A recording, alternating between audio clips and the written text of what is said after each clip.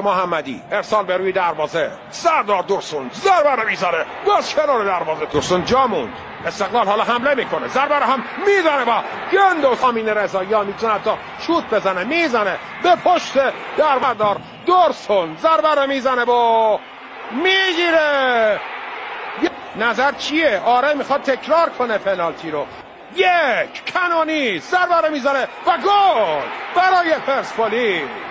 نتیجه 1-0 میشه. دوباره رو دروازه، یه ضربه و گل به خودی، یه ضربه عالی. تو رفتن الان تو آفسایدن ولی خب بلافاصله برمیگردن، یه فرصت و گل توی دروازه. یه پاس طلایی از سروش رفیعی و علی پور.